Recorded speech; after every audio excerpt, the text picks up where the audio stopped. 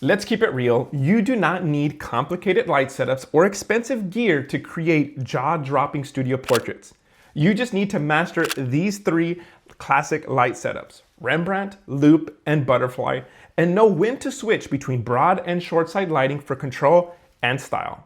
In this video, I'm breaking it all down with real setups and final results, plus I'll show you how I use this unique filter to get these creative shots. Let's get into it. Now for this entire shoot, I'm using continuous LED light, specifically the Wescott L120B as my key and the Ice Light 3 as my rim light. Now you might think, well, why? Because I want you to see the light live as it falls on the model. You can actually see the shadows and the light fall off and instantly understand how each light setup changes the mood. But here's the thing, you do not need these exact lights. You can absolutely use a speed light, a strobe, any flash setup to achieve the exact same look. So it's not about the gear, it's about where you place the light and how you shape it. So whether you're team flash or team continuous lights, the principles I'm showing you still apply. This one's a classic. Rembrandt Lighting is named after the painter because it mimics his dramatic, moody lighting style. The key is a triangle of light under the eye on the shadow side of the face. You want your light about 45 degrees to the side of your subject and slightly above eye level. Now I'm using the 48-inch Wescott Octa Box with a grid because I want soft shadows, but still some depth.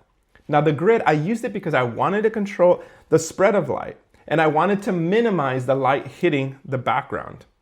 Now here's a tip. If you do end up losing that triangle, that means you've gone too flat, and sometimes you might have to direct your subject or pull the light back or ask your subject to turn slightly into the shadow. Now this lighting setup is my go-to when I want drama, especially with bold styling like we did here. Loop lighting is similar to Rembrandt, but it's more flattering, faster to set up, and works pretty much on everyone. All you're doing is bringing that key light a little bit closer to the camera, about 25 to 30 degrees and slightly above eye level. You'll see a small loop shadow next to the nose, but no triangle on the cheek. This is a setup I love to use for clean, modern portraits, especially for my clients or when I'm doing something simple with elegance like this pose here.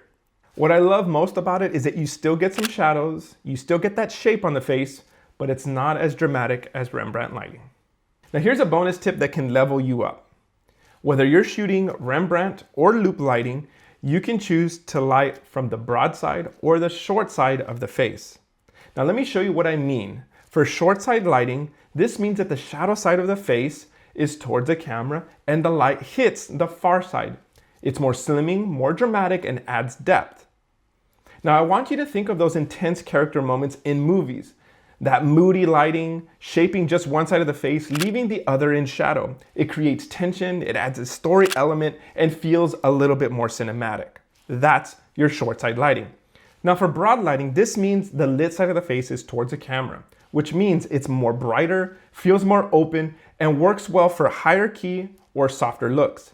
Now I want you to look at these examples from this shoot that I did and notice the instant mood change that you get. Now this one's all about glamour and symmetry. Butterfly lighting gets its name from the little butterfly shaped shadow it casts under the nose. Now you're gonna set your light directly in front of your subject just above eye level. Now I love using a beauty dish for this as it can give you that clean highlight on the cheekbones and clean lighting on your subject. Now as a bonus tip, you can add a reflector below the chin for that perfect clamshell look. It'll bounce that light back into the eyes and soften up any shadows. And I love this setup for beauty, fashion, and clean headshots. And it works especially well when you're doing symmetrical poses and you want that strong eye contact.